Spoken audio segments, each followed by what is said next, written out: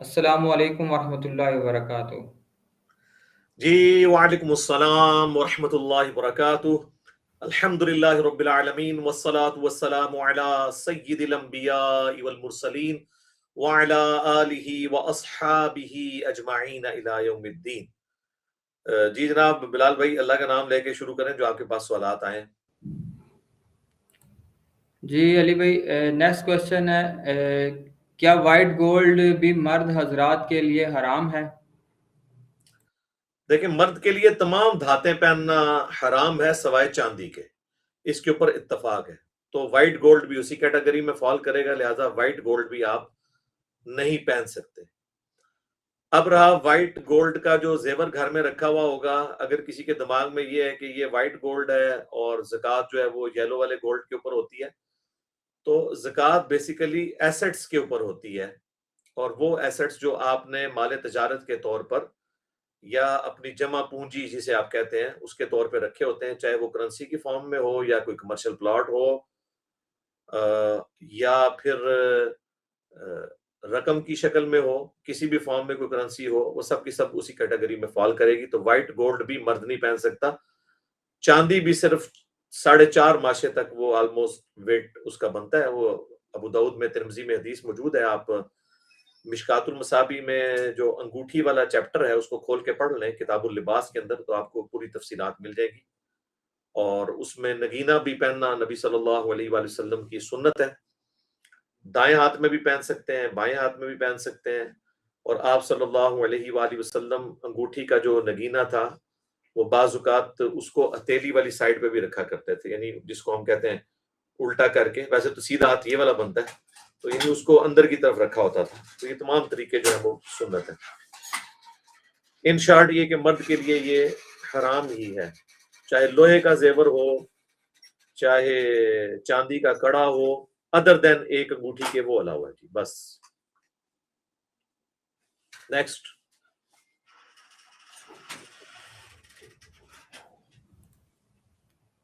جی علی بھائی، نیکسٹ سوال ہے، کیا خلافت کے بغیر بھی اہل کتاب کی عورتوں سے نکاح کر سکتے ہیں؟ مجھے سوال کی سمجھ ہی نہیں آئی ہے، یہ کیا وہ کہنا چاہ رہے ہیں؟ خلافت کے ساتھ تو کوئی اہل کتاب کی عورتوں کے نکاح کا تعلق ہی نہیں ہے، خلافت کے ساتھ تو اس کا کوئی تعلق نہیں ہے۔ یہ تو سورۃ المائدہ میں اللہ تعالیٰ نے فرمایا آج کے دن اہل کتاب کی عورتیں تمہارے لیے حلال کر دی گئیں اور ان کا اہل کتاب کا ذبیحہ تمہارے لیے حلال ہو گیا۔ اس کا خلافت سے تو کوئی تعلق نہیں ہے۔ اہل کتاب کی عورتیں مسلمان مردوں کے لیے حرام ہے، لیکن یہ پریفریبل نہیں ہے، پسندیدہ نہیں ہے۔ پسندیدہ یہی ہے کہ مسلمان عورت کے ساتھ نکاح کیا جائے۔ اب رہا سورۃ البقرہ کی وہ آیت جس میں مشرک کے ساتھ نکاح کو کنڈیم کیا گیا ہے، اس کانٹیکسٹ میں جو عبداللہ بن عمر کا قول ہے صحیح بخاری کے اندر، وہ کہتے ہیں کہ میں تو اس سے بڑا شرک کوئی نہیں سمجھتا کہ کوئی شخص عیسیٰ ابن مریم کو اللہ کا بیٹا سمجھے یا عیسیٰ ابن مریم کو گاڈ کلیم کرے۔ تو عبداللہ بن عمر جو ہیں وہ یہود و نصارہ کی عورتوں کے ساتھ نکاح کے قائل نہیں تھے، لیکن یہ ان کا تفرد ہے، امت نے ان کے اس عقیدے کو ایکسیپٹ نہیں کیا، کیونکہ یہ بات تو اللہ کو پتہ تھی۔ اس کے باوجود اللہ تعالیٰ نے کلمہ گو جو مشرک ہیں اور یعنی اہل کتاب مشرک اور بت پرست مشرکین میں فرق کیا ہے۔ اسی بنیاد پہ میں بھی کلمہ گو مشرک اور کافر مشرک میں فرق کرتا ہوں۔ امت نے ان کے اس فتوے کو ایکسیپٹ نہیں کیا، امت کا اجماع اسی بات کے اوپر ہے، اگرچہ عبداللہ بن عمر کا تفرد ہے اس معاملے میں۔ تو اگر عبداللہ ابن عمر کا تفرد ہو سکتا ہے کسی مسئلے میں امت سے ہٹ کے، تو ان سے بڑا تو کوئی امام اور بزرگ نہیں ہے۔ کسی اور امام کو بھی کسی معاملے میں غلطی لگے تو کوئی اتنا ایشو نہیں ہے۔ دیکھنے والی بات یہ ہے کہ ہم نے کتاب و سنت اور اجماع امت کو فالو کرنا ہے۔ تو چونکہ اللہ تعالیٰ کو پتا تھا کہ مشرکین عرب جو ہیں وہ بت پرست مشرک ہیں اور یہود و نصارہ بھی شرک کرتے ہیں، لیکن اللہ تعالیٰ نے دونوں میں فرق کیا کہ ایک آسمانی مذہب کے ماننے والے ہیں، دوسرے جو ہیں وہ اپنے خود ساختہ دین کو لے کے چل رہے ہیں۔ تو اللہ تعالیٰ نے الحمدللہ اس حوالے سے امت کو یہ عقیدہ دے دیا ہے کہ اللہ تعالیٰ کے نزدیک ہر ایک بندے کے شرک کی انٹینسٹی ایک جیسی نہیں ہے۔ تو خدا کے لیے علماء بھی رحم کھائیں اس امت کے اوپر، اور خصوصاً احمد بریلوی صاحب نے احکام شریعت میں لکھا ہے کہ وہابی، پھر انہوں نے بریکٹ خود کھولی، دیوبندی، اہل حدیث، شیعہ اور قادیانی کافروں کو ان کے ساتھ ذکر کیا کہ یہ 1,00,000 دفعہ بھی اللہ کا نام لیں تب بھی ذبیحہ مردار رہے گا، یہ سب کے سب مرتد ہیں، یعنی واجب القتل۔ البتہ یہود و نصارہ کا ذبیحہ حلال ہے۔ یعنی وہ یہود و نصارہ سے بھی بدتر سمجھتے ہیں اہل حدیث کو، دیوبند کو، قادیانیوں کو اور شیعہ کو۔ تو اب آپ اندازہ لگا لیں کہ جب علماء کرام کی، بزرگان دین کی یہ خدمات ہوں، وہاں پہ قرآن و سنت کی تعلیمات آپ کسی کو کیا سمجھائیں گے جب تک کہ بزرگوں سے جان نہ چھوٹ جائے۔ میرا خیال ہے بزرگوں کے اوپر 4 نہیں 5 تکبیریں پڑھ کے نا ان کو دفنا دیں۔ صحیح مسلم میں 5 تکبیریں پڑھنا بھی ثابت ہے، تو پھر آپ کو دین سمجھ آئے گا۔ نیکسٹ۔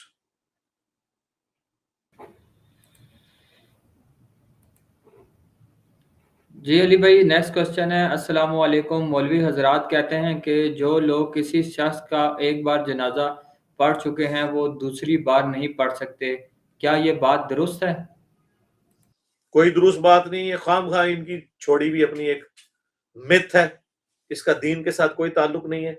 جو یہ کلیم کر رہا ہے اس سے پوچھیں کہ بھئی 2 بار جنازہ پڑھنا منع کہاں پہ ہے، یہ بتاؤ۔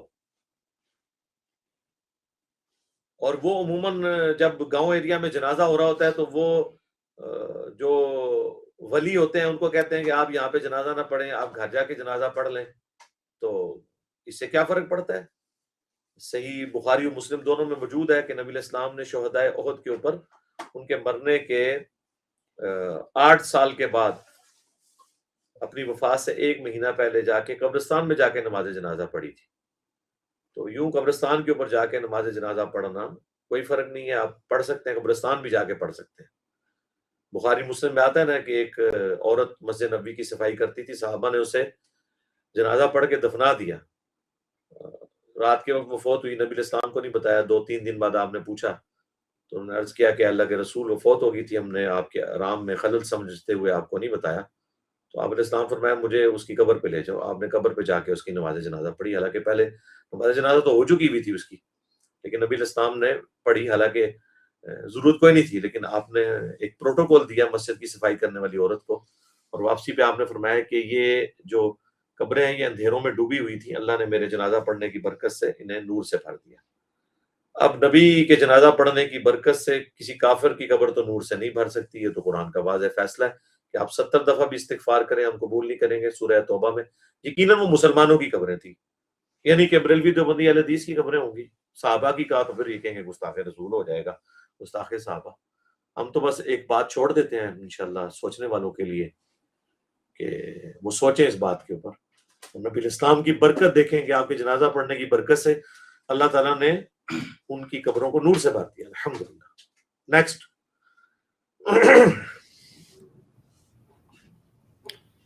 جی علی بھائی، نیکسٹ کوشچن ایک بھائی کی جانب سے، وہ کہہ رہے ہیں گھر پر کالا علم لگانا کیسا ہے؟ کوئی ضرورت نہیں کالا علم لگانے کی میرے بھائی۔ ایک وقت تھا کہ اہل تشیع ریڈ کلر کا علم لگاتے تھے، اس وقت تک شیعہ موومنٹ کے اندر بڑی جان بھی تھی، دنیا میں خلافت کے لیے باز بھی کرتے تھے، ان کا مطلب تھا کہ ہم قربانی دینے والے لوگ ہیں۔ جب سے یہ علم کالے ہوئے ہیں نا تو بس یہ ماتم کے اوپر اور سوگ منانے کے اوپر آ گئے ہیں، اب خلافت کی تڑپ ان کے دل سے نکل چکی ہے۔ تو میرا خیال ہے کالے علم کا اس حوالے سے تو نقصان ہوا ہے جو گھروں میں لگا لیے ہیں۔ باقی یہ ٹھیک ہے کہ جو میدان جنگ میں نبی علیہ السلام کا جھنڈا کالا ہوتا تھا، مسند احمد میں حدیث ہے اور مشکات کے اندر بھی موجود ہے، المستدرک للحاکم میں بھی ہے، حضرت صوبان سے موقوفاً جو روایت ہے اس کی سند ٹھیک ہے کہ جب تم خراسان سے کالے جھنڈے آتے ہوئے دیکھو تو استقبال کرنا، ان میں اللہ کا خلیفہ مہدی ہوگا۔ تو باقی یہ جو کالے علم لگائے ہوئے ہیں یہ بالکل غلط ہیں، کوئی ضرورت نہیں کالا جھنڈا لگانے کی۔ اور میں نے دیکھا ہے مسلمانوں میں اس چیز نے تفریق ڈال دی ہے، شیعہ نے کالے جھنڈے لگانے شروع کر دیے، بریلویوں نے اس کے اگینسٹ گرین کلر کے جھنڈے ڈیوائز کر لیے، ربیع الاول کے اوپر اب وہ پورا سال لگا کے رکھتے ہیں۔ اور اس طریقے سے دیوبند نے بھی اپنے جھنڈے ڈیوائز کیے ہوئے ہیں جس پہ خلافت راشدہ حق 4 یار لکھا ہوتا ہے اور 5-6 رنگ ہوتے ہیں اس میں۔ اس طریقے سے اہل حدیث جو ہیں وہ سعودی عرب کا جھنڈا لگا لیتے ہیں، عربیوں کے استقبال کے لیے انہوں نے جھنڈے لگائے ہوئے ہوتے ہیں۔ تو ان جھنڈوں کا میرے بھائی کوئی لینا دینا نہیں ہے، اس امت کو نہ توڑیں ان جھنڈوں کے اندر۔ ہاں ملک کا کوئی جھنڈا کوئی لگاتا ہے اپنے ملک کا، وہ ایک علیحدہ بات ہے، اس سے کوئی تفریق نہیں، وہ سب لوگ لگائیں گے۔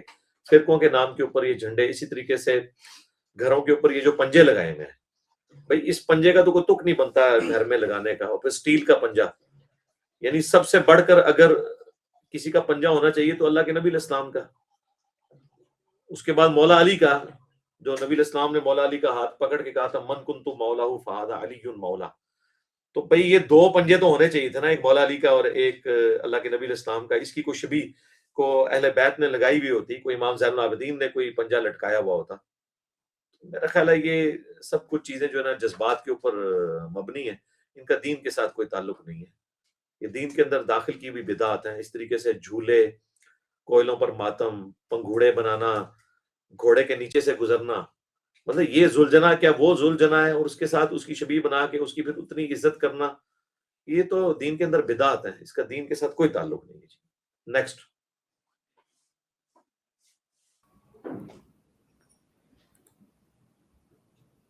نیکسٹ کوشچن ہماری بہن کی طرف سے ہے. وہ کہتی ہیں السلام علیکم انجینئر صاحب، کیا عورت جاب کر سکتی ہے؟ کن کنڈیشن میں کر سکتی ہے؟ ظاہر ہے جی، عورت انہی کنڈیشنز میں جاب کرے گی جو اسلام نے اس کو اجازت دی ہے، پردے کے اندر رہ کے.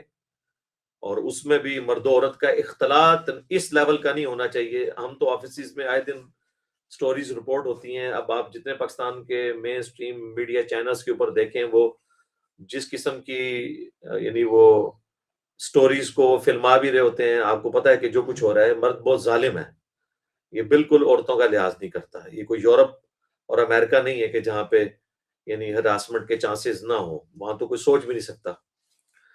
تو یورپ اور امریکہ کے اندر پھر بھی کافی حالات سازگار ہیں اس حوالے سے، لیکن ہمارے ملکوں کے اندر تو بہت مشکل ہے. سوائے ان فیکٹریز کے جن میں عورتیں الگ سے کام کرتی ہیں، ایسی فیکٹریز ہیں تو ان میں ضرور جاب کریں. اس طریقے سے کوکنگ کی جابز عموماً گھروں کے اندر عورتیں آگے کرتی ہیں، صفائیاں کرتی ہیں.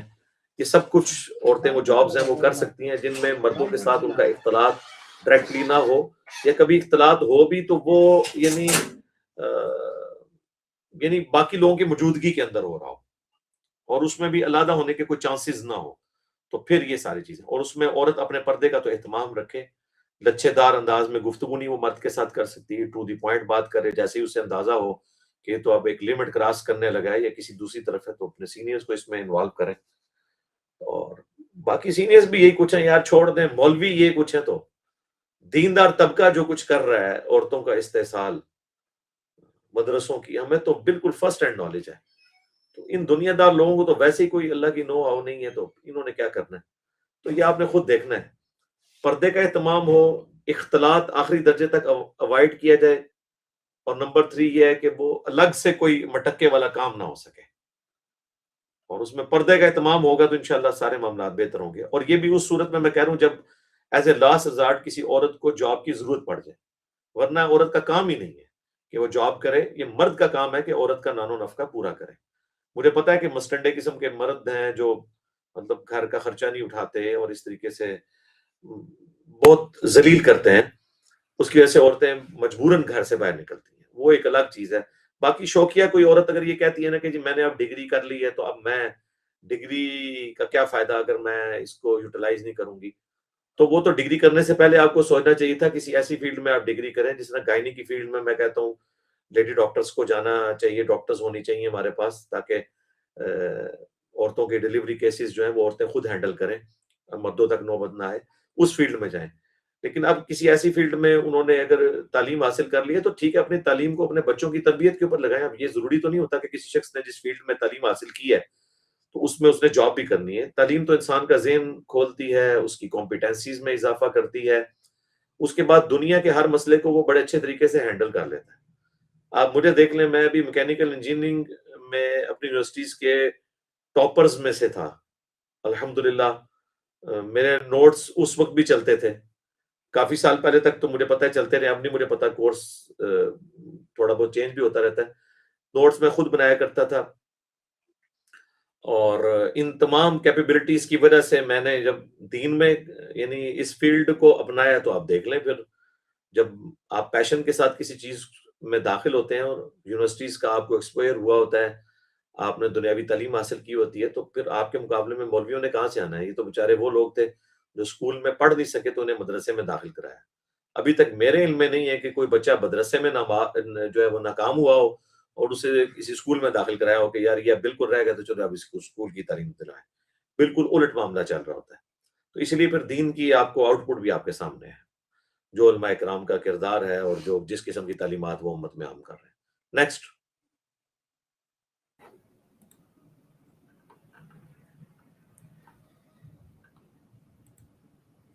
جی علی بھائی نیکسٹ کوشچن کہتے ہیں السلام علیکم، میرا سوال ہے کہ ننگے بدن پہ وضو ہو جاتا ہے کیا، یا کپڑے پہن کر ہی وضو کرنا ہوگا؟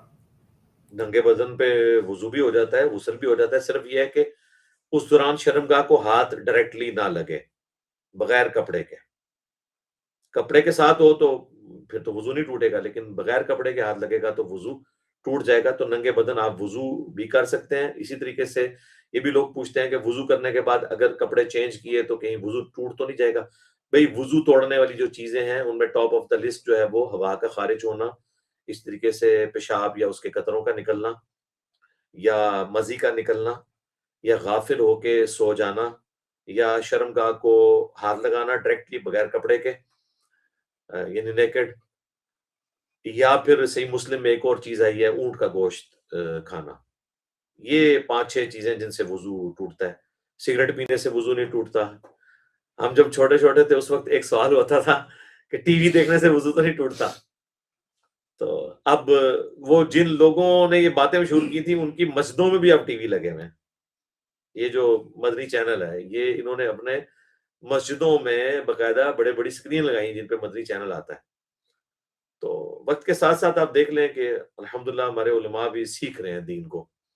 ابھی تک تو اسی طریقے سے ہی چل رہے تھے. نیکسٹ.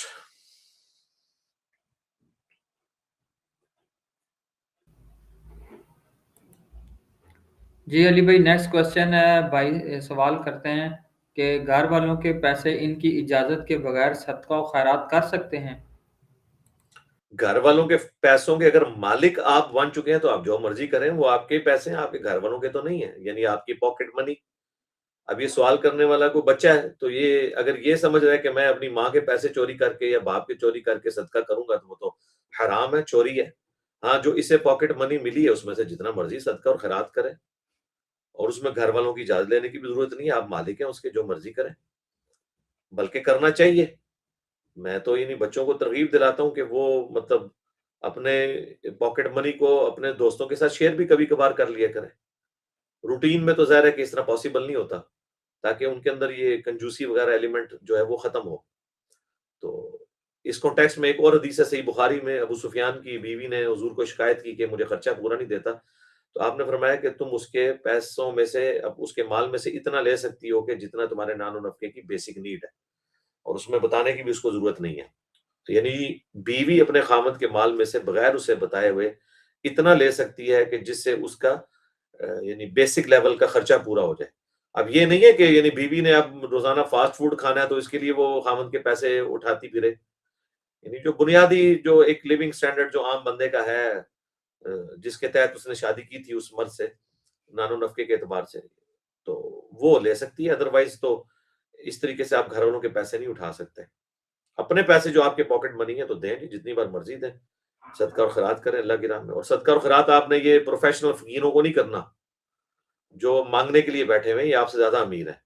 نہ صدقہ اور خیرات آپ نے جا کے ان مدرسوں میں کرنا ہے کہ جنہوں نے اس صدقے سے اپنی گاڑیوں کے پیٹرول ڈلوانے ہیں، اور اسی مدرسے کے بچے جو ہیں وہ بیمار ہوتے ہیں، نہ ان کے کپڑے جسموں پہ ٹھیک ہوتے ہیں، نہ کپڑے صاف ستھرے ہوتے ہیں، نہ ان کے مدارس کے جو ٹوائلٹس ہیں ان کے اندر پراپر واش روم صاف ہوتے ہیں، نہ وہاں پہ لوٹے پڑے ہوئے ہوتے ہیں، نہ ان کے لیے گرم پانی کا انتظام ہوتا ہے. لیکن اسی مدرسے کے اوپر جو عالم صاحب رہ رہے ہوتے ہیں انہوں نے اپنے گھر میں ایئر کنڈیشن بھی لگایا ہوتا ہے، انورٹر یونٹ بھی لگایا ہوتا ہے. 40-50 60 ہزار ان کا بل آتا ہے. ان کی گاڑیاں بھی جو ہیں وہ بڑی لگژریس قسم کی ہوتی ہیں، اور وہ مدرسے کے بچوں کے نام کے اوپر پیسے اپنے پیٹ میں ڈال رہے ہوتے ہیں. ایسے مدرسوں میں بھی کوئی دینے کی ضرورت نہیں ہے آپ کو. مسجد میں یا مدرسے میں آپ نے دینا ہے تو اپنے ہاتھوں سے خود جا کے خرچ کریں.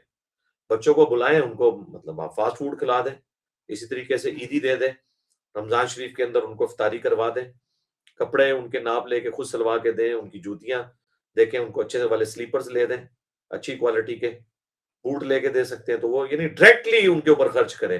مولوی کے ہاتھ میں میرے بھائی نہ دیں. یقین کریں یعنی بڑے مولویوں کے جو بڑے کٹر قسم کے فالوورز جو مجھ سے کسی زمانے میں لڑتے تھے کہ یہ مولویوں کے خلاف ہے، اب وہ مجھے آ کے جب سٹوریاں سناتے ہیں خود کہتے ہیں انجینئر صاحب آپ تو بہت کام کرتے ہیں، ان کی تو وہ تو خیر بڑے سخت لفظ استعمال کرتے ہیں، وہ والی ہونی چاہیے ان کے ساتھ. تو وہ کہتے ہیں ہم نے تو خود مدرسوں میں دیکھا ہے کہ یہ لوگ یعنی ان کی جو پلیٹیں ہوتی ہیں نا کھانے والی، وہ بوٹیوں سے یوں لبالب بھری ہوئی ہوتی ہیں، پہاڑ بنائے ہوتے ہیں انہوں نے بوٹیوں کے، اور بچوں کو وہ صرف شوربہ دے رہے ہوتے ہیں. کہتے ہیں ہمارا دل پسیج گیا کہ یار ہمارے بچے بھی اگر اس طرح پڑھ رہے ہوتے تو ہم یہ ہونے دیتے. لیکن ہوتے گونگے شیطان ہیں، آ کے میرے سامنے ہی سارے رونا روتے ہیں، یعنی پورے سارے زمانے کا غم ہمارے سینے میں ہے. وہ کہتے ہیں جناب آپ کریں، ٹھیک ہے ہم تو کریں گے، اور ہمیں کسی کی کوئی پرواہ بھی نہیں ہے. یہ بالکل ذہن میں رکھیں، میں کبھی نہیں کسی سے بھیک نہیں مانگتا کہ یار مجھے کیوں آپ لوگوں کے آگے کر رہے ہیں، میں تو تیار بیٹھا ہوں. کسی نے تو 24 کیرٹ سونا بن کے دین بتانا ہے نا، کسی نے تو حسین بننا ہے نا، تو ہم کیوں نہ بنے.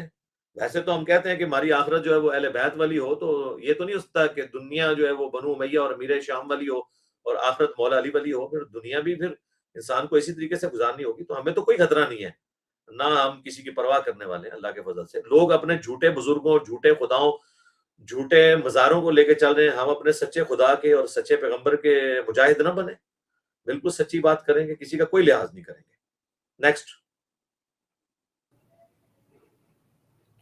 جی بھائی نیکسٹ کوشچن بھی قدیر قوم کے حوالے سے ہے.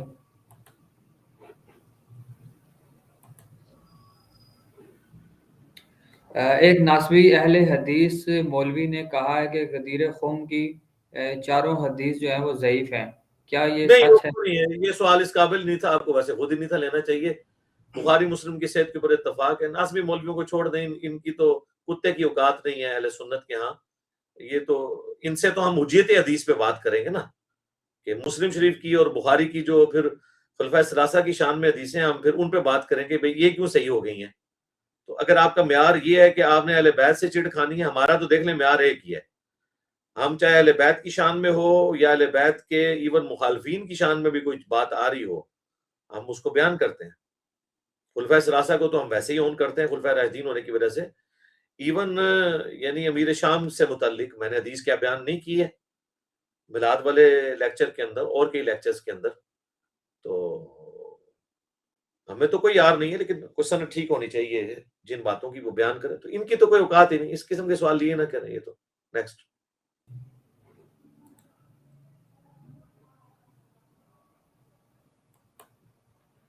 جی علی بھائی نیکسٹ کوشچن ہے. علی بھائی کیا عورت اپنے شوہر کے علم میں لیے بغیر برتھ کنٹرول کروا سکتی ہے ڈاکٹر سے؟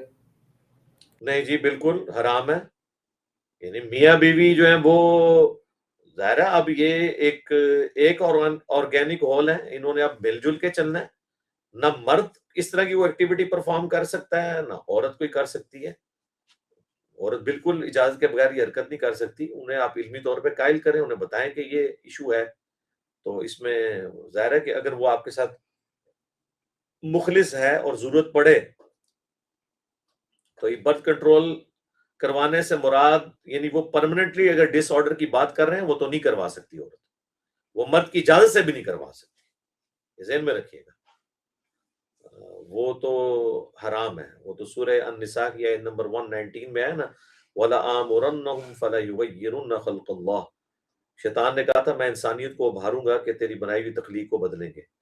تو مرد و عورت اپنی جو مردانہ صلاحیت یا عورتوں کی جو زنانہ صلاحیت ہے اس کو ختم نہیں کروا سکتے، ایک دوسرے کی اجازت سے بھی نہیں کروا سکتے.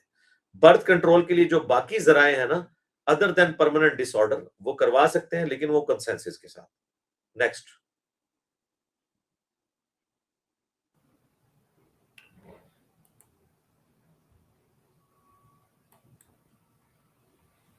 جی علی بھائی نیکسٹ کوشچن ہے کہ سفر پر نکلنے سے پہلے ظہر کا ٹائم ہو، منزل پر پہنچ کر ظہر اثر پڑھنی ہو تو ظہر قصر پڑھی جائے گی؟ دیکھیں جی جب آپ منزل پہ پہنچ گئے نا، منزل سے مراد ہے ایگزیکٹلی اس شہر کے اندر، پھر تو آپ نے ظاہر ہے کہ پوری نماز ہی پڑھنی ہے، یعنی 4 فرض ظہر کے 4 عصر کے. لیکن ایسا کرنے کی ضرورت نہیں ہے. صحیح بخاری میں مولا علی سے متعلق امام بخاری لے کے آئے ہیں چیپٹر کی ہیڈنگ کے اندر، نماز قصر مسافر کی نماز میں میری تفصیلی ویڈیو ریکارڈ ہے، درجنوں احادیث میں نے اس میں ڈسپلے کروائی ہیں. اس میں صحیح بخاری میں موجود ہے کہ مولا علی جب سفر سے واپس آتے تو کوفے کے گھر ابھی نظر آ رہے ہوتے تھے، تو وہ شہر میں داخل ہونے سے پہلے ہی نماز پڑھ لیتے تھے، قصر نماز، اللہ کی فیسلٹی سے فائدہ اٹھاتے تھے. تو آپ شہر میں داخل ہونے سے پہلے پڑھ لیں. شہر میں داخل ہو گئے، پھر آپ کو نماز پوری پڑھنی ہوگی، چاہے آپ گھر پہنچے یا نہیں پہنچے. تو بہتر یہ کہ راستے میں پڑھیں، یا آپ کے شہر کی جو باؤنڈری جہاں سے سٹارٹ ہوتی ہے اس سے پہلے کسی پیٹرول پمپ میں یا کسی مسجد میں، یا اگر وضو ہے تو آپ کسی سڑک کے کنارے جو ہے وہاں پہ کوئی مصلی وغیرہ بچھا کے تو آپ نماز پڑھ سکتے ہیں. ونس جب آپ منزل پہ پہنچ گئے تو پھر آپ کو نماز پوری پڑھنی ہوگی. اور اس میں اجتہاداً ایک اور مسئلہ بھی بتا دوں، بعض اوقات کسی کی نماز ویسے تو قضا ہوتی نہیں نا، نماز زور اثر آپ جمع کر سکتے ہیں، مغرب عشاء جمع کر سکتے ہیں، اتنا لمبا سپین ہے، پھر بھی کوئی اتنا بدبخت ہے اس کی رہ گئی ہے. تو اکثر لوگ یہ مسئلہ بتاتے ہیں کہ جی اگر وہ سفر میں قضا ہوئی تھی تو آپ جب گھر میں بھی آئیں گے تو آپ سفری نماز پڑھیں گے. تو اجتہاداً ہی کر رہے ہوتے ہیں. گھر میں جب پہنچ کے تو اب تک نہیں بنتا سفری نماز پڑھنے کا، آپ نماز بھی 4 فرض ہی پڑھیں، زور و اثر کے 4 فرض. نیکسٹ.